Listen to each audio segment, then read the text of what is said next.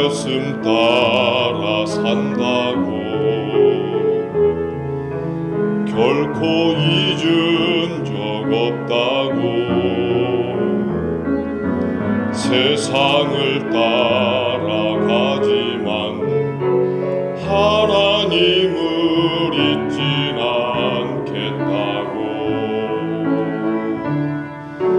십자가 질 수 있을까 나를 부인할 수 있나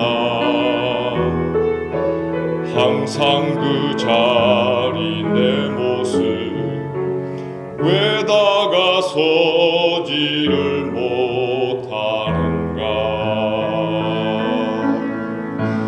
주 날 용서하소서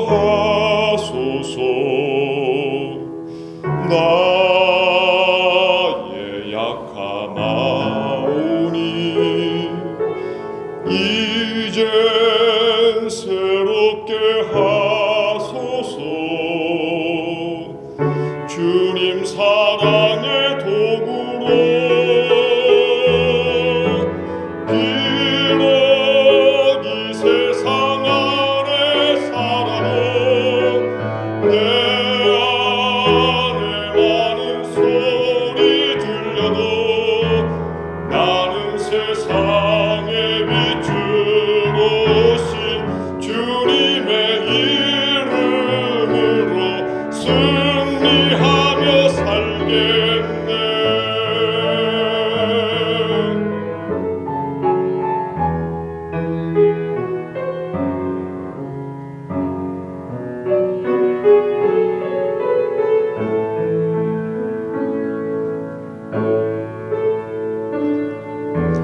그 말씀 따라 산다고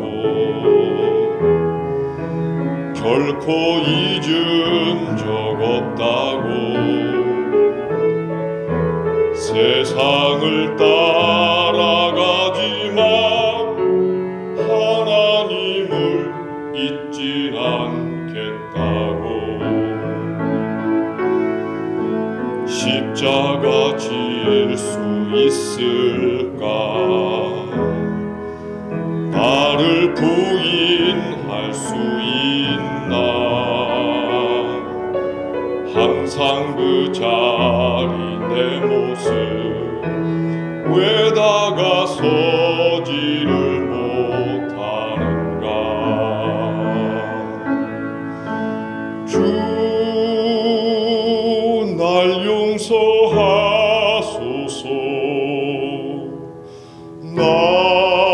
나의 약함하오니 이젠 새롭게 하소서 주님 사랑의 도구로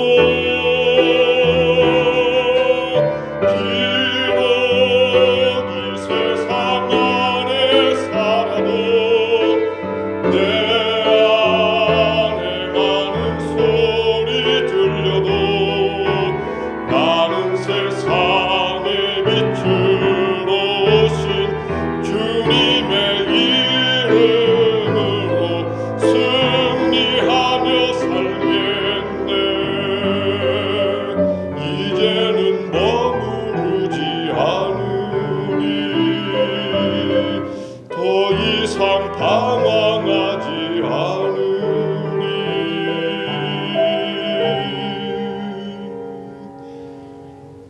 더 이상 방황하지 않으리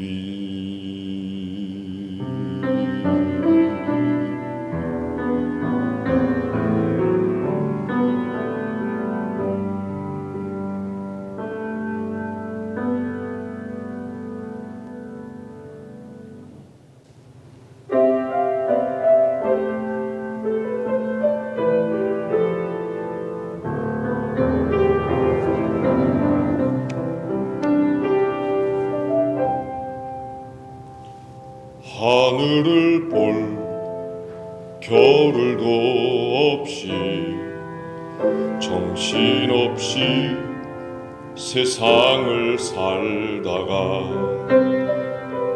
마음에 먹먹함이 내 삶을 짓누를 때 그제서야 주님을 찾습니다.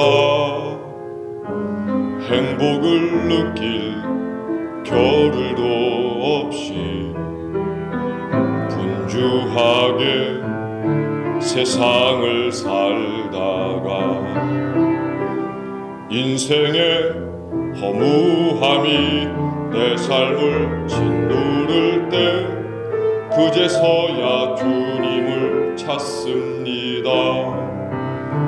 오늘도 여전히 주님은 그 자리에서 우리를 끊임없이 돌보시는데 부족한 내 영혼은 아직도 갈 길을 모릅니다. 내게 믿음 주소서, 내 연약한 마음 돌보소서. 한없는 주님의 사랑 알게 하소서. 영원까지 그의 백성 지키시는 우리 하나님 바라보며 살게 하소서.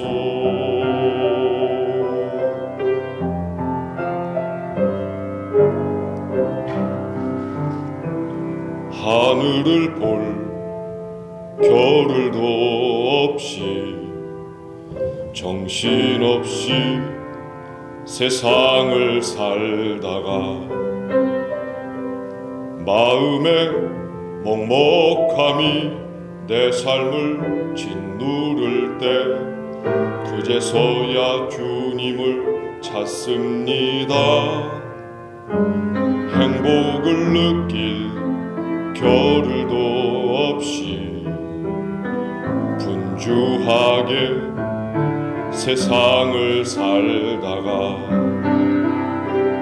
인생의 허무함이 내 삶을 짓누를 때 그제서야 주님을 찾습니다.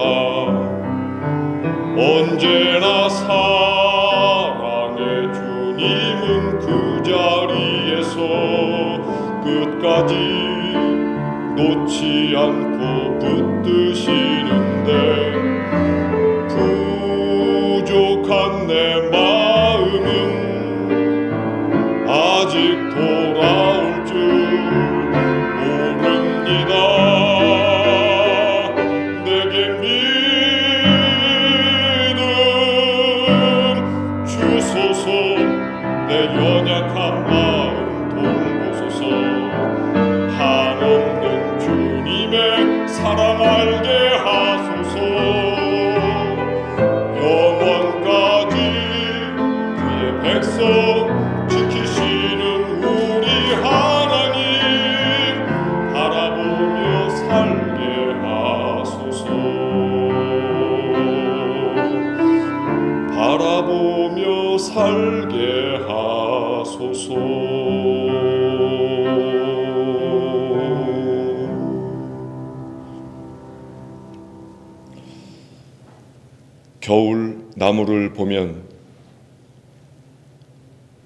겨울나무를 보면 일생을 정직하게 살아온 한 생애를 마주한 듯 하다.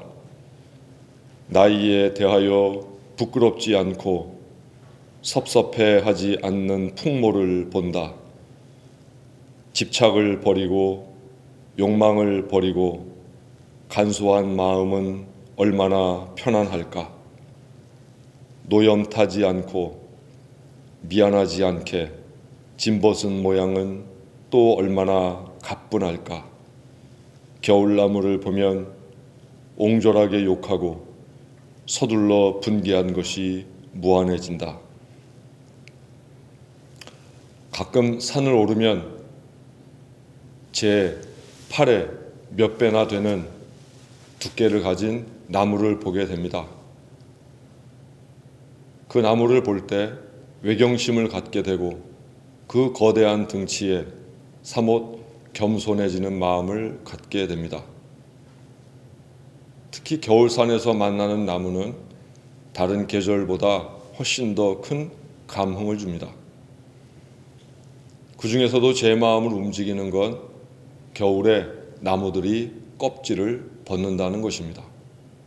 저희 집 앞에 있는 느티나무도 교회 앞에 있는 향나무도 지금 모두 이 추운 절기 껍질을 벗기에 바쁩니다.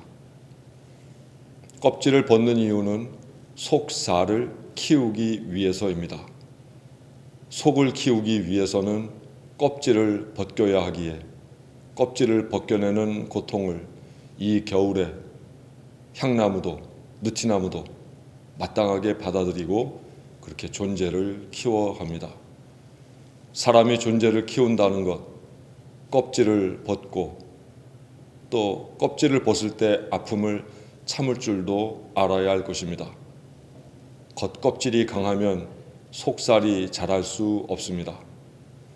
향나무가, 느티나무가 이 추운 계절 껍질을 벗음으로 그의 존재성을 더 크게 만들어가는 것처럼 어쩌면 우리도 감추고픈 허울뿐인 우리의 모든 껍데기, 그래서 그것을 벗으면 마치 뭔가 불안해지는 우리의 삶, 그 모든 것을 이 주일 아침 되돌아보면서 내가 벗어야 할 껍데기는 무엇인가, 또 없어도 되는 껍질은 무엇인가 다시 한번 회상해 보며 우리의 힘, 또 우리의 속내, 우리의 존재성을 더 키워가기 위하여 오늘 하나님 앞에 부끄러운 껍데기와 껍질을 벗는 거룩한 이 시간이 되어 겨울에 만나는 산속의 그 나무처럼 우리도 새봄에는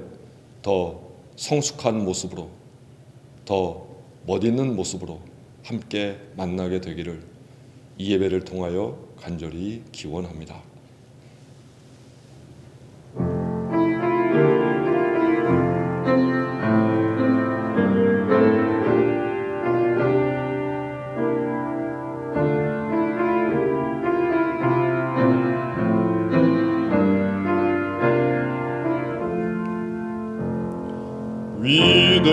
위대하신 주를 나 기억하겠네.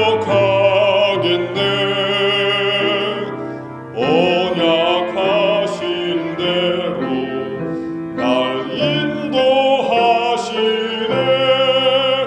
저 단비와 같은 은혜 늘 내려주시니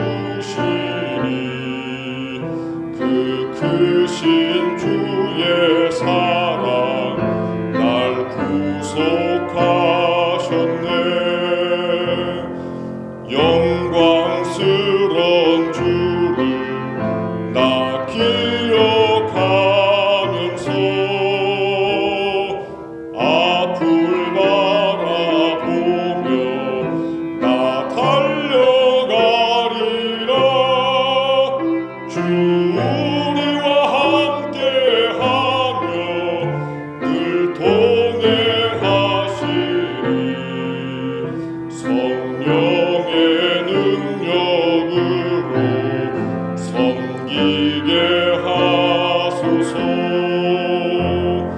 교회 머리 되신 주 기억하면서 힘과 부귀 모두 나 주께 바치네. 참 충성된 종이 되며 그 길을 가면서 주 다시 올 때까지 교회를 섬기리.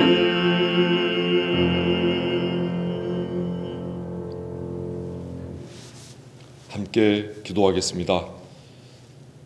하나님, 소한 지나 대안으로 가는 길목 매몰차고도 매서운 추위 몰려와 세상 모든 것 다 얼어붙게 만들었습니다. 땅 깊은 곳부터 얼어 물 많은 곳 봉긋봉긋 올라오고 하늘도 얼어 푸른 빛 더 짙어져 갑니다. 이웃집 처마 지붕 끝 지난 주간 내린 눈 녹으며 생긴 고드름 마치 전쟁 나선 장군의 칼처럼 우뚝한 모습으로 커갑니다. 강 옆 무리지어 자리 잡은 버드나무 밤새 내린 서리 바다 안아 상고대 만들어 겨울 눈꽃 피웠습니다. 먹이 부족해 홀쭉해진 고라니 얼어붙은 연못가 오가며 먹을 것 찾고 겨울잠 자는 물고기 잡는 수달 얼음 숨구멍으로 들락거리며 바쁜 일상 보내고 있습니다. 하나님, 참 추운 계절이지만 저희 마음만큼은 얼어붙지 않게 해주십시오. 엄혹한 이 시기 장작난로의 열기 같은 마음으로 이웃들에게 따스함 전하게 해주십시오. 소망 지닌 인내로서 그리스도인으로서의 기쁨 지니고 살아가게 하소서. 모든 일에 감사하라 가르쳐 주신 예수 그리스도의 이름으로 기도합니다. 아멘.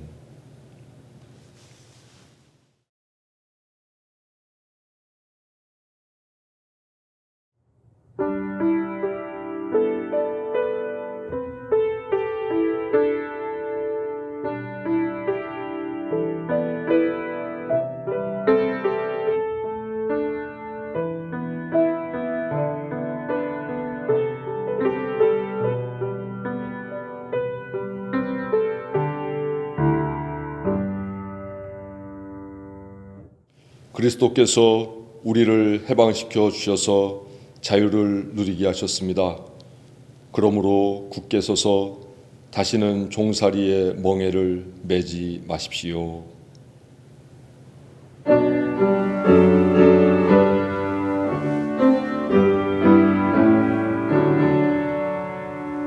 거룩 거룩 거룩 전능하신 주님 이른 아침 우리 주를 찬송합니다.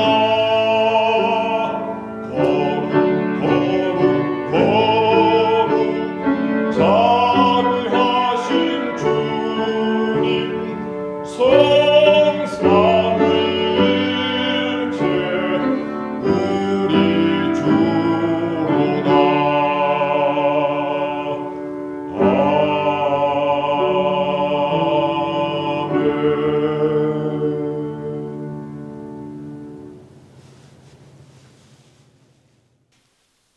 오늘 하나님 주신 성경 말씀 전도서 7장 13절부터 14절에 있는 말씀입니다. 하나님께서 행하시는 일을 보라. 하나님께서 굽게 하신 것을 누가 등이 곧게 하겠느냐. 형통한 날에는 기뻐하고 곤고한 날에는 되돌아 보아라. 이 두 가지를 하나님이 병행하게 하사 사람이 그의 장래 일을 능히 헤아려 알지 못하게 하셨느니라. 아멘. 지난 한 주간 우리 교우들 잘 지내셨습니까? 너무 힘들고 어려운 때를 보내고 계시죠? 우리가 신앙 안에서 그리스도인으로서 이런 모든 일들에 대하여도 인내하고 참으면서 언젠가 이 위기가 끝나고 다시 만나게 되면 더욱더 기쁜 얼굴로 대할 수 있는 날이 반드시 올 것입니다. 조금만 더 참아주십시오. 지난 일주일 동안 사시느라 너무 수고하셨습니다. 오늘 이 시간 함께 영상으로나마 예배하면서 우리가 마음을 모으고 또 함께 작은 위로라도 말씀을 통해서 예배를 통해서 받았으면 좋겠습니다. 전도서를 읽다 보면 인생을 관조적으로 바라보는, 서술하는 그런 철학책처럼 보입니다. 구절마다 깊은 인생의 교훈을 가지고 있고 마치 수상록처럼 삶의 지혜를 가르쳐주는 철학책처럼 우리에게 깊은 인상을 남겨줍니다. 아무런 맥락 없이 전도서 본문을 우리가 한자 한자 읽어가는 것도 참 은혜스럽지만 전도서가 어느 때 기록됐고 왜 기록됐고 누구를 위해서 기록됐는가를 알고 읽으면 사실은 훨씬 더 깊은 깨달음을 얻을 수가 있습니다. 전도서가 기록된 시기와 목적을 자세히 알게 되면 전도서 구절들이 갖고 있는 더 깊은 의미, 또 그것이 무엇을 우리에게 가르쳐 주려고 하는가가 훨씬 더 분명해진다는 이야기입니다. 그래서 먼저 전도서의 기록 시기와 상황에 대해서 함께 알아보도록 하겠습니다. 전도서가 기록된 것은 알렉산더 대왕이 죽고 그 왕국이 분열된 다음 팔레스타인 반도에 프톨레미 왕조 그리고 셀류쿠스 왕조가 자리를 잡고 있던 바로 그 시기에 기록이 됐습니다. 특히 프톨레미 왕조가 팔레스타인 반도를 지배할 때에 그때에 어렵고 힘든 고난의 시기에 이 전도서가 기록됐다는 거죠. 다니엘서가 시리아를 중심으로 한 셀류커스 왕조 하에서 기록된 말씀이라면 이 전도서는 이집트를 중심으로 한 프톨레미 왕조에서 기록되었다는 말입니다. 이 당시 백성들의 눈에는 눈물 마를 날이 없었습니다. 그리고 모든 것이 절망적이기만 했습니다. 당시의 상황을 잘 알려주는 말씀이 있는데 그것이 바로 전도서 4장 1절에서부터 3절에 있는 말씀입니다. 성경은 이렇게 이야기합니다. 나는 또 세상에서 벌어지는 온갖 억압을 보았다. 억눌리는 사람들이 눈물을 흘려도 그들을 위로하는 사람이 없다. 억누르는 사람들은 폭력을 휘두르는데 억눌리는 사람들을 위로하는 사람이 없다. 그래서 나는 아직 살아 숨쉬는 사람들보다는 이미 숨이 넘어가 죽은 사람이 더 복되다고 말하였다. 그리고 이 둘보다는 아직 태어나지 않아서 세상에서 저질러지는 온갖 못된 일을 못 본 사람이 더 낫다고 하였다. 오늘 본문에서는 당시에 벌어지는 고난의 상황을 학대 그리고 권세라는 말로 번역하고 있고 이것을 새 번역에서는 억압, 폭력이라는 말로 설명하고 있습니다. 사실 당시에 대부분의 유대인들은 땅도 얼마 갖지 못했는데 아주 자그마한 땅을 일궈서 거기에서 농사를 짓고 살았습니다. 도시에서는 수공업자들이 아주 작은 일에 종사하면서 먹거리를 마련하고 그렇게 살았습니다. 그들의 삶은 어떤 다른 상황이 주어지지 않아도 힘겹고 어려울 수밖에 없었습니다. 산다는 것 자체가 힘겨운 시대였습니다. 여기에 덧붙여 그들의 삶의 무게를 더욱더 힘들게 만드는 것이 있었는데 그것은 바로 몇 안 되는 부자들의 횡포였습니다. 몇몇 부자들은 프톨레미 왕조에 빌붙어서 그들에게 권력을 얻어 그 권력을 가지고 당시 백성들을 억압하고 착취했던 것입니다. 정권의 하수인이 되어 오히려 동족 백성들을 억압했던 바로 그 사람들, 그들로 인해서 백성들은 너무나 힘들고 힘겨웠습니다. 또한 프톨레미 왕조는 많은 수의 유대인들을 포로로 끌고 가서 이집트의 알렉산드리아라고 하는 도시를 건축하게 됩니다. 그들에게 이러한 횡포를 저지르는 프톨레미 왕실도 미웠지만 그보다 더 참기 어려운 것은 동족이었던 몇 안 되는 부자들의 횡포였습니다. 결국 그들이 요구하는 돈을 다 지불할 수 없게 되자 빚은 점점점 늘어나 지불할 수 있는 능력이 없어서 스스로 노예가 되고 자기 가족들도 노예가 되어 부자의 집에서 종살이 할 수밖에 없었습니다. 정체성을 잃어버린 백성들, 살아갈 힘을, 의지를 결국 잃게 되고 말았다는 겁니다. 그래서 이런 세상에서 사는 백성들의 반응을 2절, 3절에서는 이렇게 이야기합니다.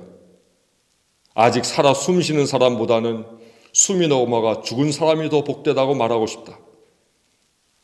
살아있는 사람, 죽은 사람보다는 오히려 아예 태어나지 않은 사람이 더 복되다고 말하고 싶다.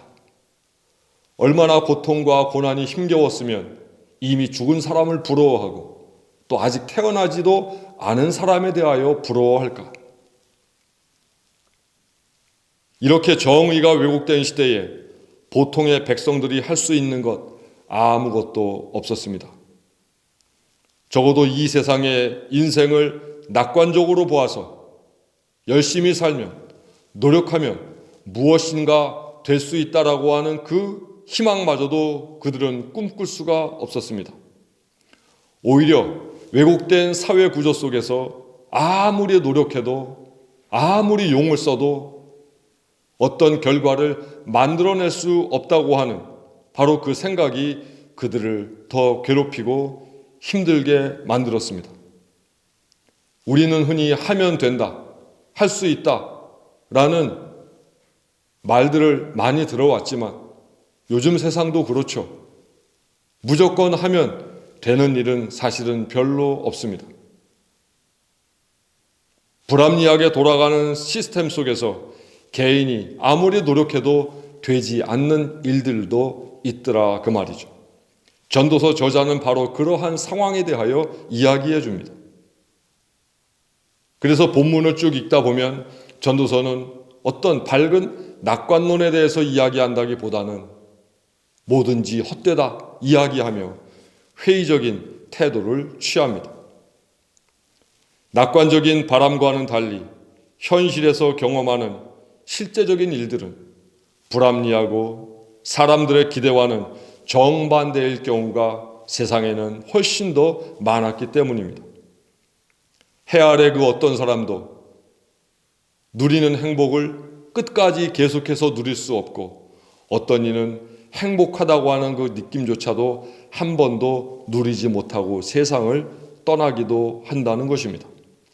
그래서 전도서 저자는 사람들의 일생과 삶과 역사의 모든 굴곡들을 보면서 헛되고 헛되니 헛되고 헛되다 회의적인 마음으로 삶에 대하여 결론을 내리고 있습니다. 다시 말해서 무언가를 이루려고 하는 노력도 이미 이루어 놓은 것도 그것을 누리며 사는 것도 사실은 모두 헛된 것이라고 전도서 저자는 이야기합니다. 그런데 전도서를 계속 읽다 보면 거기에 반전이 나타납니다. 그것은 삶이란 인간의 입장에서 보면 모든 것이 다 허무한 것이지만 하나님의 입장에서 보면 거기에 뭔가 의미가 있다는 것입니다. 하나님은 그 의미를 가지고 우리에게 뭔가를 알려주시고자 한다는 것입니다. 피조물인 우리 인간은 모든 지혜를 동원해도 우리 일상 속에서 우리 역사 속에서 벌어지는 모든 일들을 알 수가 없고 또 이해할 수도 없습니다. 하지만 세상을 창조하신 하나님은 당신의 거룩한 뜻에 따라 이 세상을 섭리하고 계시기에 우리가 알지 못하는 모든 일들에 대하여 그분은 그 의미와 가치를 알고 계시다는 말입니다. 따라서 사람은 특히 하나님의 백성들은 삶이 지닌 수수께끼들을 마치 풀 수 있는 것처럼 여긴다거나 그 모든 일들에 대하여 이미 나는 다 알고 있다라고 행동할 것이 아니라 하나님의 백성은 창조주 하나님의 결정을 신뢰하고 오히려 주어진 일상을 담담하게 살아야 한다고 반전하여 우리에게 가르쳐주고 있습니다. 오늘 우리가 읽은 7장 13절로 14절 말씀이 바로 그 교훈을 우리에게 알려줍니다. 제가 다시 한번 읽어보겠습니다. 하나님께서 행하시는 일을 보라. 하나님께서 굽게 하신 것을 누가 능히 곧게 하겠느냐. 형통한 날에는 기뻐하고 곤고한 날에는 되돌아 보아라. 이 두 가지를 하나님이 병행하게 하사 사람이 그의 장래일을 능히 헤아려 알지 못하게 하셨느니라. 13절에서 저자는 하나님께서 구부려 놓으신 것을 인간은 펼 수 없다고 단언합니다.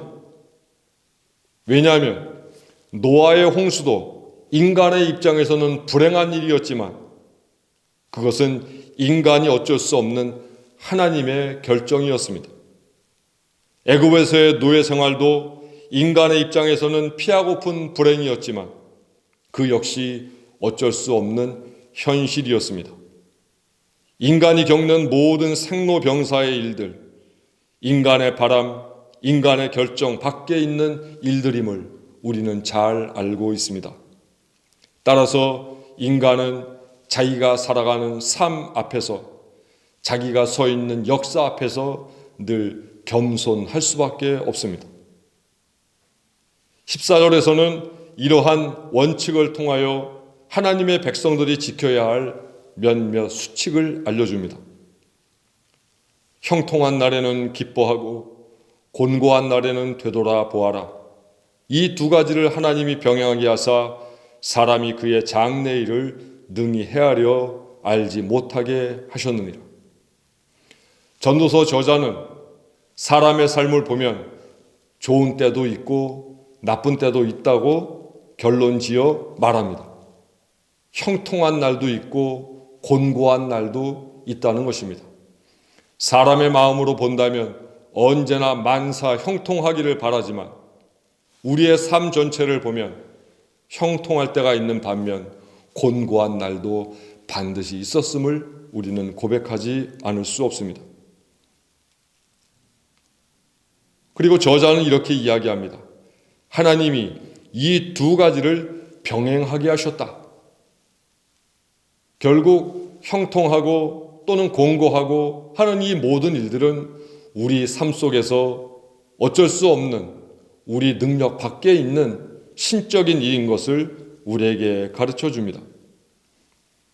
삶에 관하여 우리는 누구도 한치 앞을 알 수 없습니다. 하나님이 이 둘을 병행하게 하셨기 때문에 사람으로서는 그에 대하여 어떤 대처를 할 수가 없다는 이야기입니다. 불행은 인간이 자기 기준에 맞추어 나누어 놓은 것이지 삶에는 그 모든 것들이 다 포함되어 있다는 것입니다. 행 따로 불행 따로 있는 것이 아니라 행과 불행이 우리 삶에 병행하여 스며들어 있다는 말입니다. 따라서 말씀에 따르면 사람은 제 앞일을 전혀 알 수 없기에 장래일을 예측하거나 헤아릴 수 없다고 이야기합니다. 그래서 전도서에서 강조하는 시간은 과거도 아니고 알 수 없는 미래도 아니고 오늘, 지금, 현재입니다.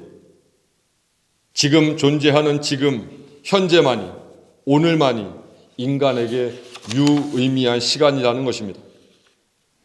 전도서 저자는 지금 하나님의 백성인 우리가 할 일을 이렇게 정리합니다. 형통한 날에는 기뻐하고 곤고한 날에는 되돌아 보아라. 삶을 바라보는 시선을 대단히 단순화시키고 있는 것을 볼 수 있습니다. 일상에 대한 반응도 단순화시키고 있습니다. 축제처럼 좋은 일이 일어날 때에는 기뻐하고 행복을 누리고 곤고하고 불행한 일이 생길 때에는 되돌아보면서 깊이 생각하라는 것입니다. 세상 그리고 역사의 주체는 하나님이시지 마치 인간이 그 이상을 할 수 있는 존재라고 착각하지 말라는 것입니다. 다만 삶을 단순화하고 단순화해서 좋은 일이 생기면 기뻐하고 나쁜 일이 생기면 삶을 성찰하고 되돌아보라고 전도서 기자는 이야기합니다. 우리가 잘 아는 것처럼 동물들이 건강할 때에는 닥치지 않고 마구 먹다가도 몸이 좋지 않으면 먹지 않고 몸을 웅크리는 경우를 많이 봅니다. 식물도 마찬가지죠. 날이 좋을 때에는 가지를 뻗고 잎을 내고 열매를 답니다. 하지만 날이 굳으면, 일기가 굳으면 성장을 멈추고 몸속에 있는 물을 빼고 잎을 움츠리고 열매를 떨굽니다. 동물과 식물은 그렇게 단순화된 삶의 원칙을 지키고 살아갑니다. 우리 하나님의 백성들도 그래야 합니다. 좋을 때에는 기뻐하며 나쁠 때에는 움츠리며 삶을 되돌아보아야 우리의 삶이 하나님이 원하시는 뜻, 선한 일생으로 나아갈 수 있다고 하는 겁니다. 우리는 지금 위기의 시대에 살고 있습니다. 취업, 기후, 환경 모두가 최악의 상황에 도달해 있습니다. 인간 중심의 성장과 번영만을 추구하며 살았던 지난 날을 우리가 다시 한번 돌아볼 좋은 기회입니다. 누구나 누리고파했던 것들, 어느 나라나 도달하고자 했던 지향점들이 사실은 모든 것이 선한 것만은 아니었음을 우리 모두 깨닫게 되었습니다. GNP, 성장지수, 연봉, 평수만으로 표현할 수 없는 더 중요한 가치가 있다고 하는 사실도 우리는 알게 되었습니다. 이제 이 불행한 시대를 지나면서 우리는 지난 날을 돌아보며 새로운 파라다임을 구축하고 새로운 삶의 방향을 설정해야만 합니다. 물론 이 위기가 빨리 끝나기를 바라지만 그리스도인인 우리는 이 위기의 시대 이후 어떤 삶을 살지에 대하여 고민하고 계획하고 준비하면서 기도해야 합니다. 이 위기 이전의 시대로 회귀하는 것, 그것은 역사의 퇴보입니다. 옛날처럼 즐겁고 기쁘고 반갑게 살아가는 것도 중요하지만 이 위기를 통하여 새로운 단계로 우리의 삶이 도약해야만, 그래야 우리가 제대로 된 삶을 살 수 있다는 말입니다. 저는 우리 교우들께 부탁드리고 싶습니다. 형통한 날에는 기뻐하고 곤고한 날에는 되돌아보아라 하는 전도서 저자의 말씀을 통해서 이제는 좀 우리의 삶을 단순화시키고 어쩌면 없어도 되는 것들에 대하여 지나치게 욕심을 부렸던 우리의 마음도 좀 비우고 꼭 있어야 될 것이 무엇인지에 대해서 다시 한번 성찰하고 선택하면서 우리의 삶을 좀 더 단순화시키는 그런 과정으로 우리는 이 위기를 지나가야 합니다. 모쪼록 온 교우들이 지금은 대단히 곤고한 때임을 알아.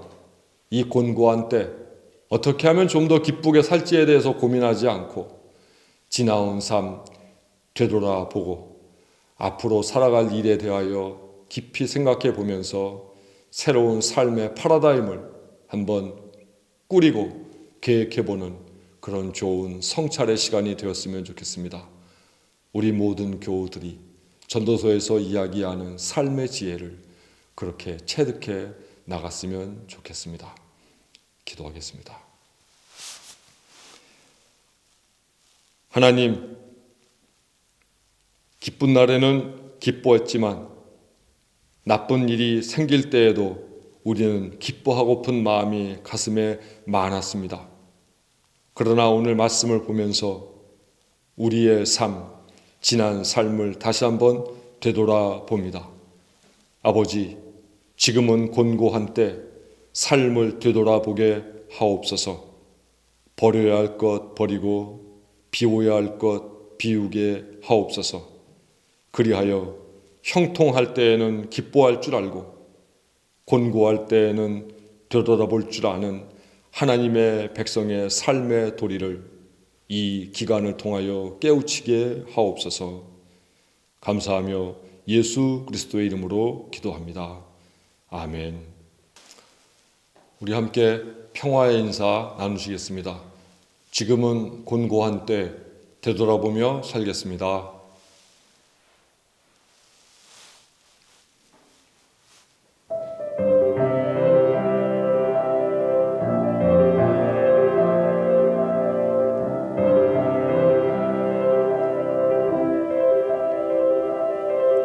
모든 일에 기한이 있고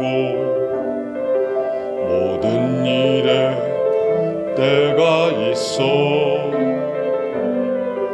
하늘 아래 모든 일에는 거역 못할 때가 있네.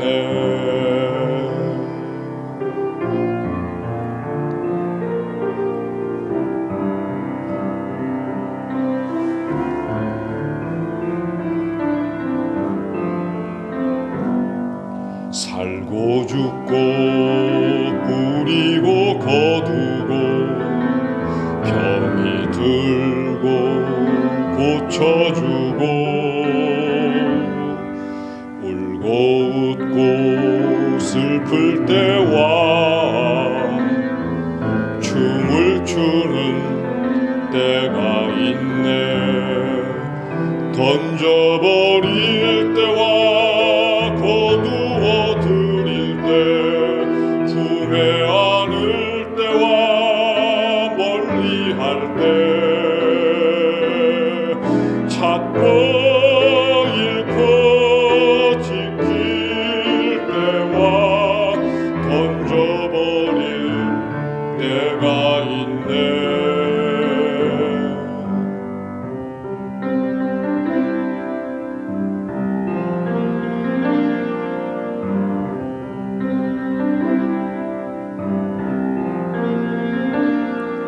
짖을 때와 다시 꿰맬 때 잠잠할 때 말할 때 사랑할 때 미워할 때 때가 있네. 때가 있네. 때가 있네.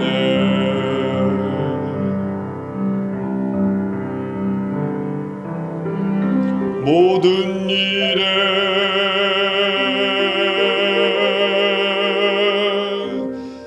때가 있네.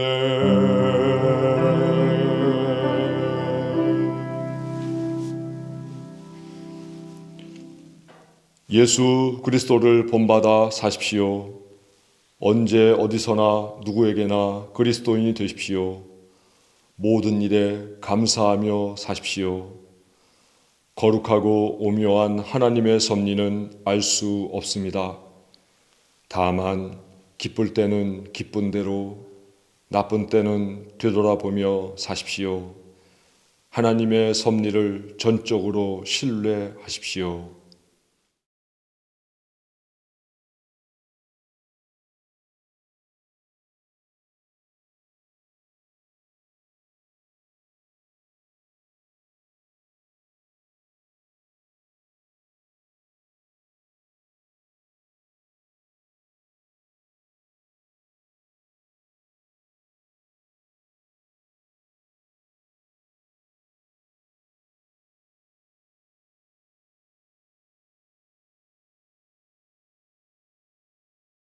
지금은 우리 주 예수 그리스도의 은혜와 하나님의 크신 사랑과 성령의 교통하심이 이제는 산속 겨울나무처럼 떨궈야 할 것 떨구고 버려야 할 것 버려서 하나님께서 주시는 믿음의 힘으로 더 좋은 그리스도인, 더 좋은 사람으로 성숙하며 성장해 가고자 하는 원천 신앙 공동체 모든 식구들 머리 위에 지금부터 영원토록 함께 하시옵기를 간절히 축원하옵나이다. 아멘.